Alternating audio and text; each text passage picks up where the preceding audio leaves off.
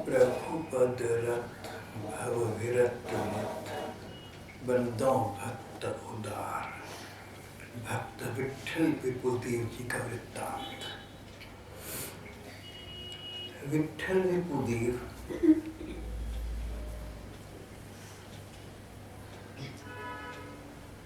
संगीत सम्राट हरिदास जी महाराज के मामा जी के बेटे थे। विट्ठल विपुदेव हरिदास जी संगीत सम्राट।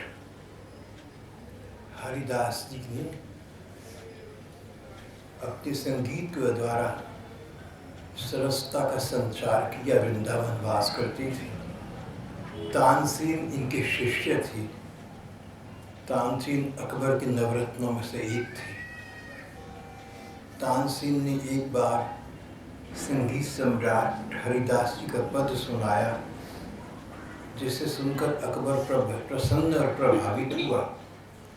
साधारण वेश में हरिदास जी के दर्शन करने गया था। उन संगीत सम्राट स्वामी हरिदास जी महाराज के विषय में एक ये भी कि वदंती है, ऐसा भी सुना जाता है। तो उन्होंने कहा था कि संगीत में रस गायक कलाकार के कंठ में तभी हो सकता है जब उसके हृदय में पीड़ा हो, दिल में कोई तकलीफ हो, तभी कंठ से संगीत की सच्ची सौंदर्य का संचार हो सकता है।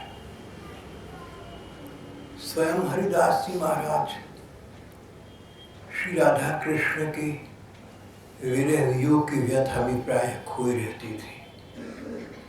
उनके दिल में, उनके हृदय में कष्ट था। कष्ट साधारण नहीं था।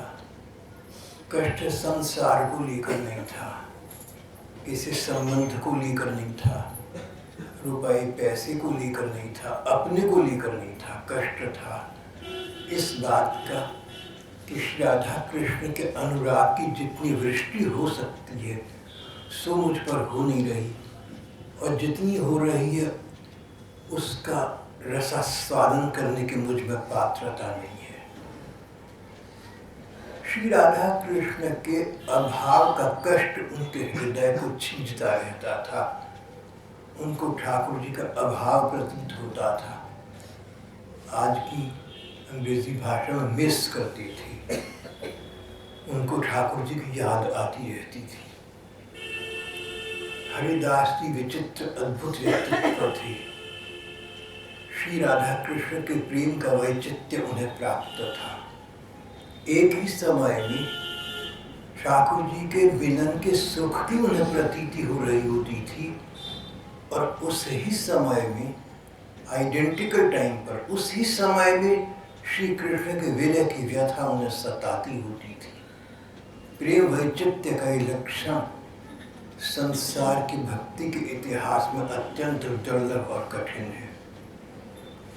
जो भी हो, हरिदास जी महाराज के हृदय में ठाकुर को लेकर जो अभाव था, उसके कारण उनके हृदय में जो पीड़ा थी, उसके कारण उनके कंठ में कातरता थी, कंठ में मृदुलता थी।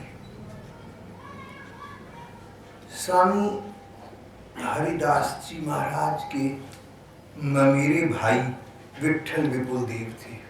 मामा के लड़के थे। विट्ठल विपुदेव हरिदास जी से अवस्था में कई वर्ष बड़े थे। दोनों भाई कभी कभी साथ साथ ठाकुर जी की लीलाओं का अनुकरण किया करते थे। जब हरिदास जी छोटे बच्चे थे, विट्ठल विपुदेव भी छोटे थे। दोनों भाई मित्रों की भांति रहते। दोनों भाइयों में मित्रता के साम्य का कारण था भगवान कृष्ण की लीलाओं का अनुकरण। अभी दोनों छोटे बालक थे तो श्री कृष्ण की बाल लीलाओं का अनुकरण किया करते, अभिनय किया करते, खेल किया करते। दोनों की रुचि अभिरुचि में इस प्रकार का साम्य था।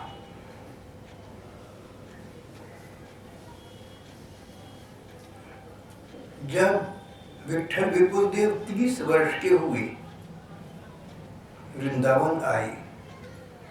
उन्हें कुंज में भगवान कृष्ण की लीला माधुरी की सरस अनुभूति होने लगी और स्वामी हरिदास जी के संपर्क का, हरिदास जी के सत्संग का उन पर बड़ा गहरा प्रभाव पड़ा।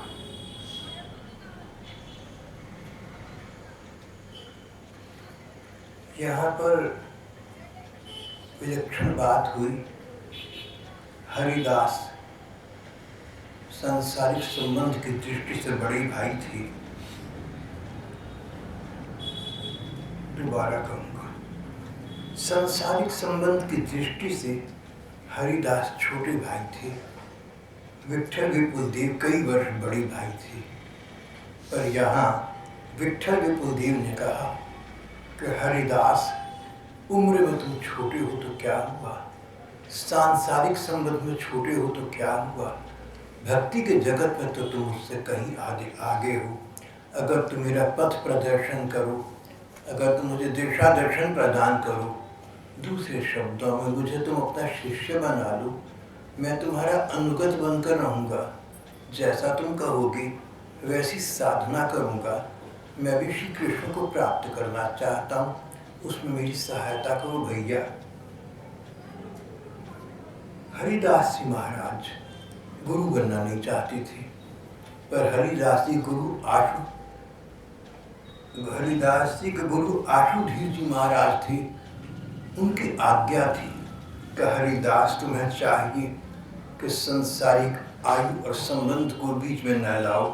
मेरा कहना मानकर विठल विपुल देव को शिष्य बना लो और श्री राधा कृष्ण तत्व का प्रकाश इन्हें प्रदान करो।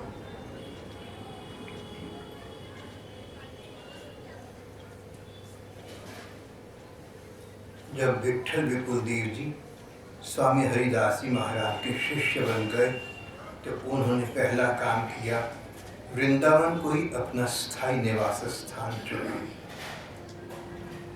वृंदावन की महिमा अपार है।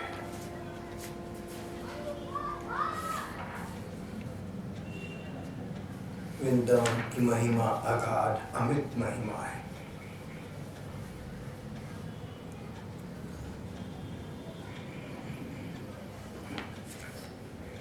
विठल विपुल देव जी ने भी हरिदास जी के संपर्क में आकर उनका शिष्यत्व ग्रहण किया था और उनके सत्संग लाभ के लिए वृंदावन में अपना स्थायी आवास बना लिया।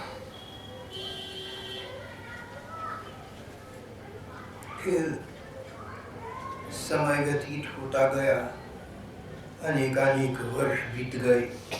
संवत 1631 आ गया था। संगीत सम्राट और परम रसिक स्वामी हरिदास जी महाराज का शरीर का निधन हो गया। वे तो मानो नित्य लीला में स्थान प्राप्त कर गए। उस समय सभी संतों और महंतों ने विठल विपुल देव को उनके स्थान पर गद्दी सौंपनी चाहिए, उनका उत्तराधिकारी बनाना चाहा। बड़ा आग्रह किया, बड़ी अनुनय विनय की। विठल विपुल देव पहले तो चाहते नहीं थे, मानते नहीं थे, पर संतजनों का आग्रह और अनुनय विनय देखकर उन्हें ये उत्तराधिकार स्वीकार करना पड़ा। पर उन्होंने अपनी आंखों पर पट्टी बांध ली। कहने लगे कि मेरे गुरुदेव हरिदास जी महाराज के श्री विग्रह का जिन आंखों से मैंने दर्शन किया, उनके दिव्य अंगों के दर्शन किए, उन नयनों से अब मैं संसार के सामान्य जीवों को देखकर क्या करूँगा।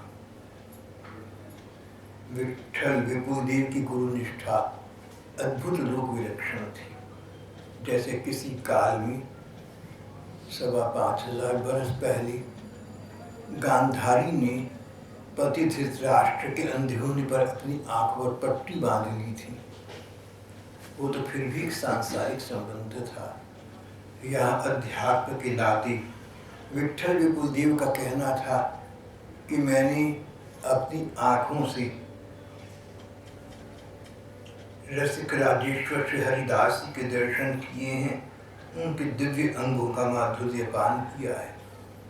मैंने गुरु जी के नयनों में श्री कृष्ण के दर्शन किए, मैंने उनके अंग अंग में श्री कृष्ण का संचार प्रतीत किया। इस प्रकार उनके दिव्यांग दर्शन करने के पश्चात संसार देखने का तो दिल ही नहीं करता, आंखों पर पट्टी बांध दी।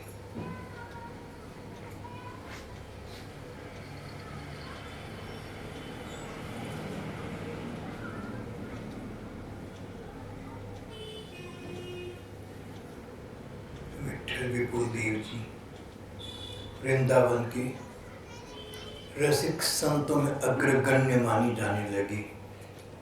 उनके प्रति लोगों का सम्मान और आदर का भाव उच्च कोटि का हो गया था। पर विट्ठल विपुलदेव अपना सम्मान नहीं चाहती थी, अपने सम्मान से प्रसन्न प्रभावित नहीं होती थी। अपने ठाकुर ठकुराई में प्रिया प्रियतम श्री राधा कृष्ण के अनुराग में खोई रहती थी।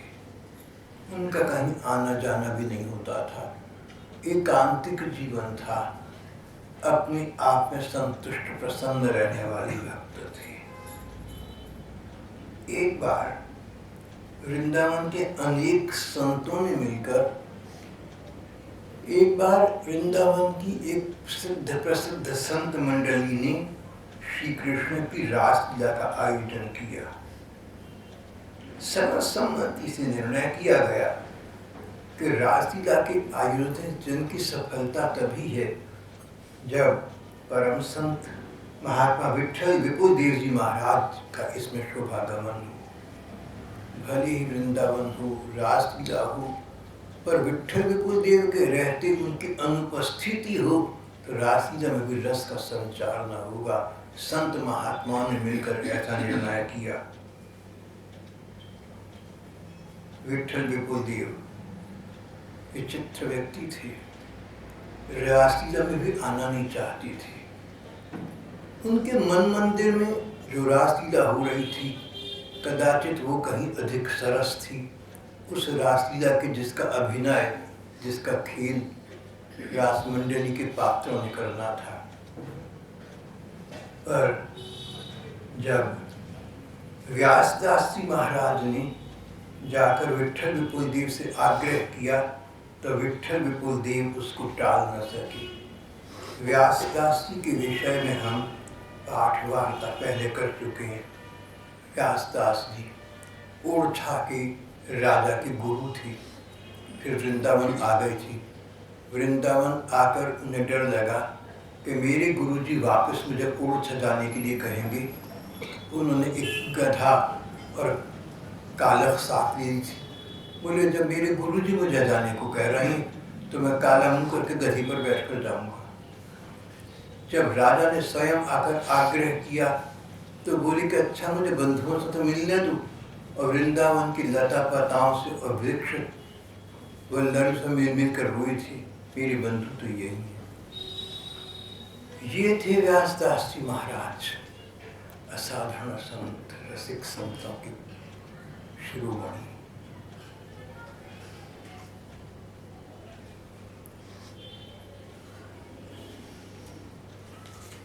वृंदावन वास से पूर्व उन्होंने बार बार वृंदावन जाने का निर्णय किया था, बार बार चाहा था। जा न सकी सो अलग बात है, पर मन में उनकी ये बात बनी रही। बार बार कहते थे कब मैं वृंदावन का वासी होऊंगा, कब मैं वृंदावन का वास करूंगा। और जब वृंदावन का वास किया तो वहाँ से बाहर न जाने का नियम ले लिया। बोले वृंदावन में जो श्री राधा कृष्ण की कृपा का प्रसाद प्राप्त हो सकता है, अन्यत्र वो संभव सरल नहीं है। वृंदावन की महिमा अमित है। बड़े बड़े रसिक संत वृंदावन विराजे रहे और बड़े बड़े भक्तजन अपने देश प्रदेश से विरक्त होकर वृंदावन की भूमि की शरण में आ गए। उनका कहना ये था कि वृंदावन में कुछ न करो, कुत्ते बिल्ली बनकर किसी पेड़ के नीचे जमुना जी किनारे पड़ी रहो तो इतना ही पर्याप्त है, तुम्हें श्री राधा कृष्ण की कृपा प्राप्त हो जाएगी। वृंदावन की महिमा अपार है। पर यहाँ पर एक विचार भाई बहनों को दिखना चाहिए। केवल सिद्धांतगत विचारधारा पर्याप्त नहीं है, जीवन में होनी आवश्यक है, मन में होनी आवश्यक है। व्यासदास जी महाराज को जब वृंदावन छोड़कर जाना पड़ा तो उन्होंने चेहरे पर कालख पोत ली और गधा साथ कर लिया कि मेरे लिए शर्म की बात है, मैं जा रहा हूँ। इतना कष्ट हुआ उन्हें। इतना कष्ट उन्हें क्यों हुआ? क्योंकि इतनी अधिक राधा कृष्ण के रस तत्व की प्रतीति हो चुकी थी, जिसको छोड़कर जाना काला मुंह करने के बराबर था। रस तत्व की प्रतीति थी उन्हें।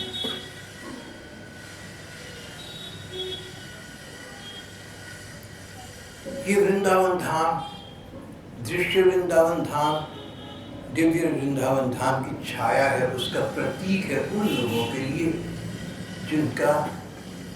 जिन्होंने अपनी शल्य चिकित्सा करके मोतिया की बीमारी दूर कर ली और निगाह हासिल कर ली।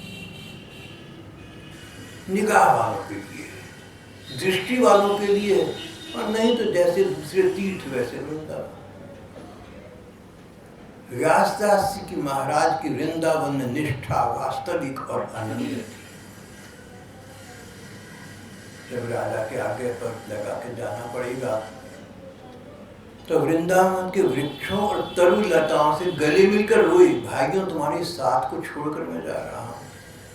उनको यही लगता था कि वृंदावन के वृक्ष, यहाँ की तरु लताएं साधारण नहीं है, ये वनस्पति नहीं है, ये पेड़ पौधे साधारण नहीं है, ये तो भगवान के रसिक भक्त हैं जो अपने को छिपाने के लिए वृक्षों के रूप में या पेड़ पौधों के रूप में यहाँ रहते हैं। इसलिए उनको अपने संबंधी, उनको वास्तविक संबंधी मानकर रोई थी और जाती समय इसीलिए उनसे गले मिलकर रोई थी। इस प्रकार का वृंदावन का भाव होने पर वृंदावन की महिमा का बोध हम मान सकते हैं।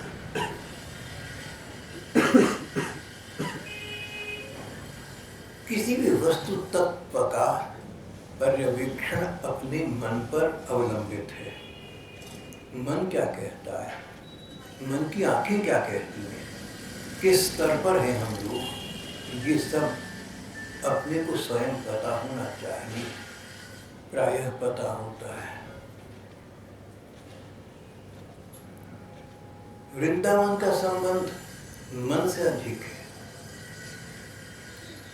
प्रेमावतार प्रभु चैतन्य देव से बड़ा वृंदावन का प्रेमी कौन होगा?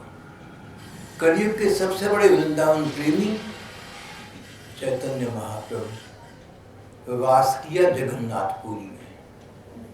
एक बार वृंदावन आई, कुछ दिन रहे, वापस जगन्नाथपुरी चले गए। वृंदावन के प्रेमी जनों में एक दूसरा नाम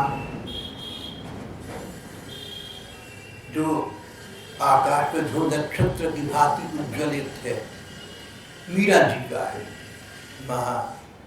मीरा जी। और मीरा जी एक बार वृंदावन आई, फिर द्वारका चली गई, वृंदावन वास उन्होंने भी नहीं किया। यहाँ पर सारी बात का सारांश ये है कि वृंदावन की महिमा तो है ही है, इसमें कोई दो राय नहीं होती, ये तो निर्विवाद असंदिग्ध सत्य है। पर उन लोगों के लिए जिनको वृंदावन के रस तत्व का यत्किंचित बोध होता हो। आज के युग में मैंने सुना है कि सप्ताहांत शनिवार रविवार का अवकाश बिताने के लिए आधी दिल्ली वृंदावन चली जाती है। अब ये तो नहीं कह सकते कि आधी दिल्ली जाती है, लाखों लोग जाते हैं, तो इन लोगों को वृंदावन के रस तत्व का पता है। जो लोग वृंदावन जाते हैं वो उन करोड़ों लोगों से अच्छे हैं जो अन्यत्र घूमने जाती हैं। सैर सपाटे के लिए पहाड़ों पर चले गए, जहाँ तहाँ चले गए, उनसे बहुत अच्छे हैं वो लोग जो जहाँ तहाँ नहीं जाते, वृंदावन जाते हैं। पर ये वृंदावन उनका वास, उनका परिवास हरिव्यास दास वाला नहीं है। न तो व्यासदास जी वाला है, न स्वामी हरिदास वाला है, न विठल विपुलदेव वाला है। इनका तो बिल्कुल अलग था। वृंदावन वास करना उचित है, या तो साधना की दृष्टि से और या इस दृष्टि से कि हम वहाँ रहकर वस्तु तत्व का रसास्वादन कर सकेंगे।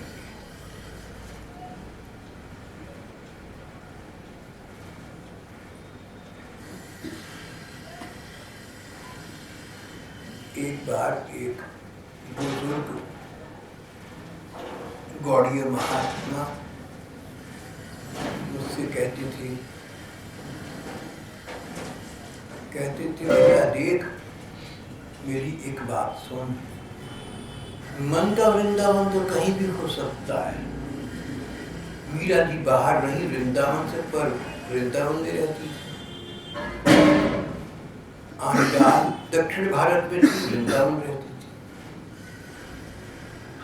चैतन्य देव जगन्नाथपुरी रहते थे, पर वृंदावन रहती थी। कई वर्तमान अर्वाचीन भक्तों का कहना है कि गोरखपुर में एक राधा बाबा हुआ करती थी, रहती गोरखपुर थी पर मन से वृंदावन रहती थी।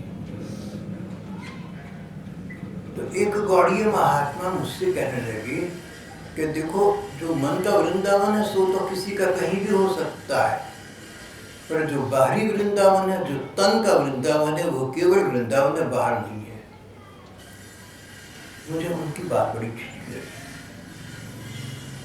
जो वृंदावन का वातावरण आज वृंदावन की अपूर्णताओं और न्यूनताओं के बावजूद भी है, वो वृंदावन वाला कृष्ण वाले वातावरण अम्बाला में तो नहीं, दिल्ली में नहीं।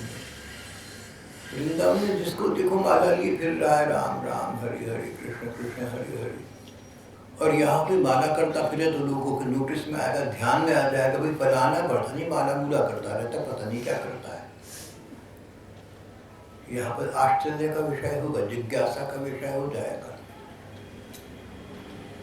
चर्चा का विषय हो जाएगा।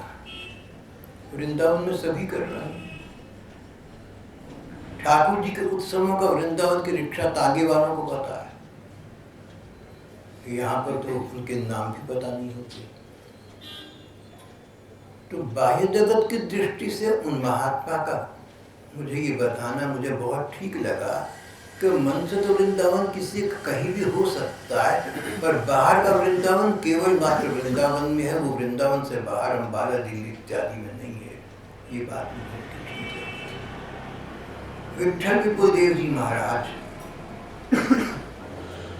व्यासदास जी के आग्रह पर रास दर्शन के लिए उपस्थित हुए, रास में पहुंच गए। ज्यों ही रास का आरंभ हुआ, पहले श्लोक के भावार्थ से हुआ, भगवान पितारा ते शरदोत्फुल्ल मल्लिका विक्षरन्तु नष्टक्रे युग माया उपाश्रिता तदुराजः ककुभाकरै मुखं प्राच्याविलिं पन्नरुणेन शन्तमयि सचर्षणी नामुदगाथ्योचो वृदन् प्रियः प्रियाया इव दीर्घदर्शनः। श्री कृष्ण वृंदावन में यमुना जी के तट पर रात के समय 10-11 बजे के लगभग खड़े वंशी बजा रही हैं। आकाश पर पूर्ण चंद्रमा स्थित है, चांदनी छिटक रही है, पेड़ों की घनी छाया के बीच से छन छन कर चांदनी नीचे आ रही है। यमुना जी के जल प्रवाह में धीरे धीरे तरंगें उठ रही हैं। हल्की हल्की थोड़ी थोड़ी शीतल और सुगंधित वायु का संचार हो रहा है। श्री कृष्ण ने प्रकृति की सुषमा इस सौंदर्य के पराकाष्ठा को देखा तो अपनी प्रेयसी गोपिकाओं का ध्यान आ गया। जगौ कदम वाम दृशाम मनोहरम, और वंशी में स्वर भरकर गोपिकाओं के नाम ले लेकर वंशी में निनाद किया, जिसको सुनते ही गोपिकाएं भागी अपने घरों से, जो जैसी स्थिति में थी, और श्री कृष्ण के पास पहुंच गए।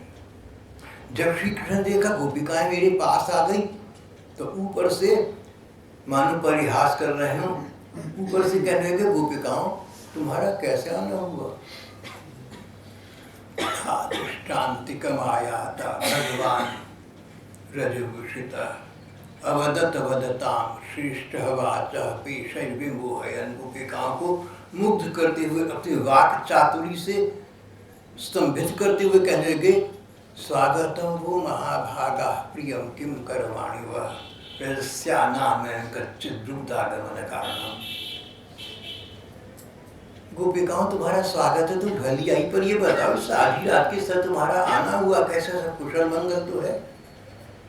रजन्येषा घोर रूपा घोर सत्व निषेविता प्रतियात रजम देहं श्रियं श्रीविष्णुमध्यमा।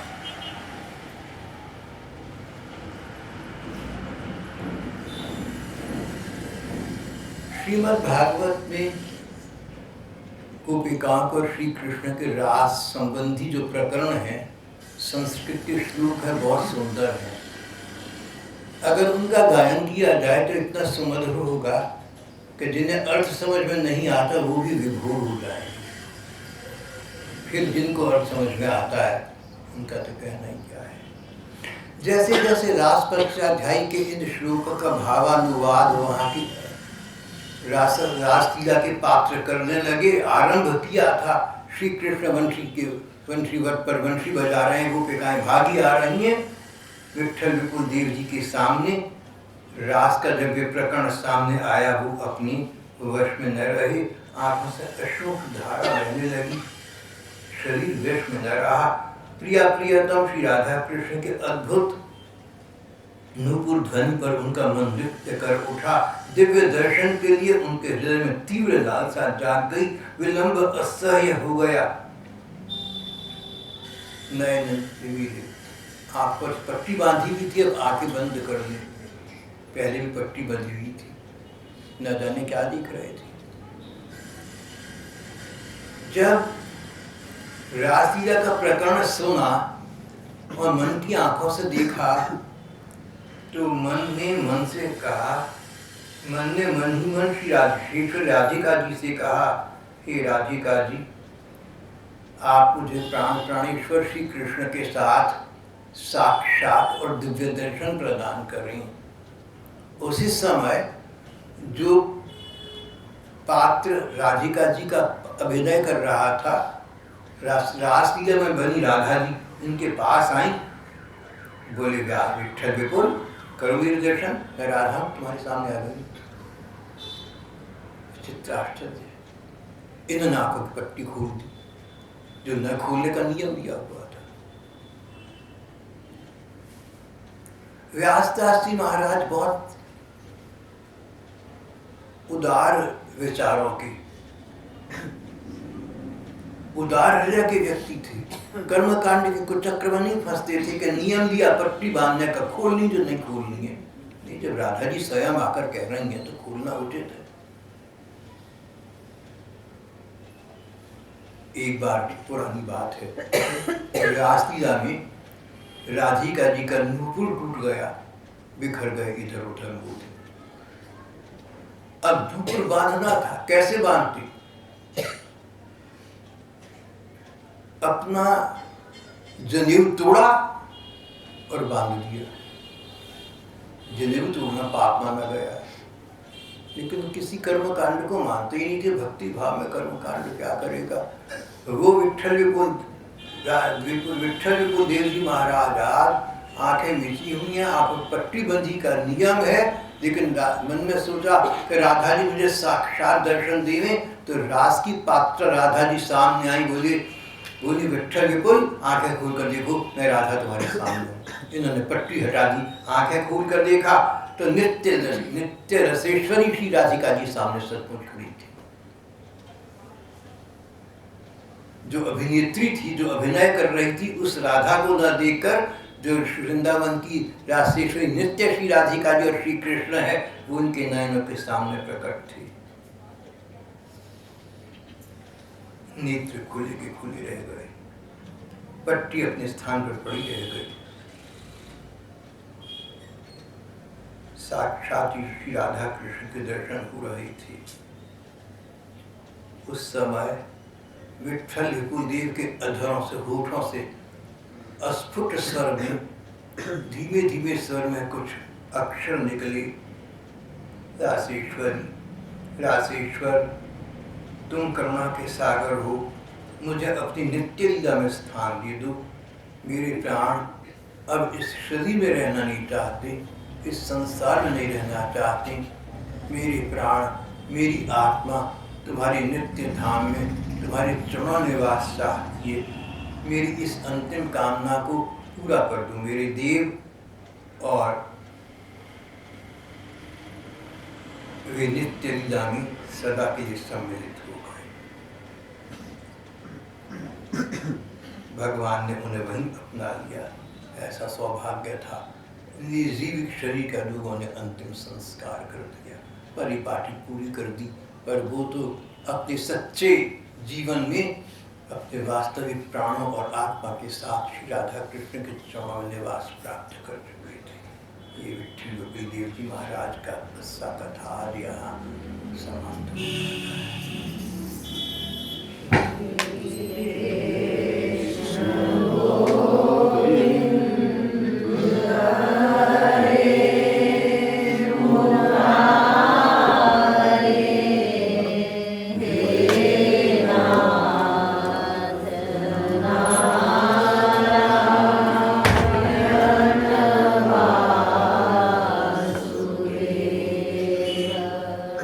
Shri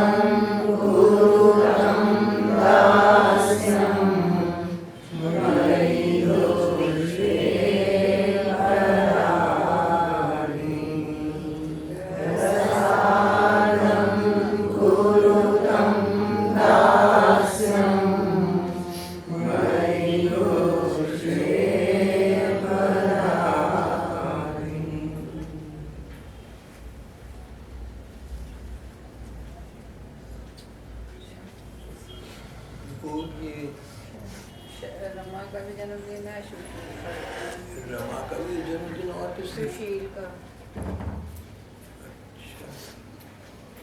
अच्छा, भैया आएंगे रमा।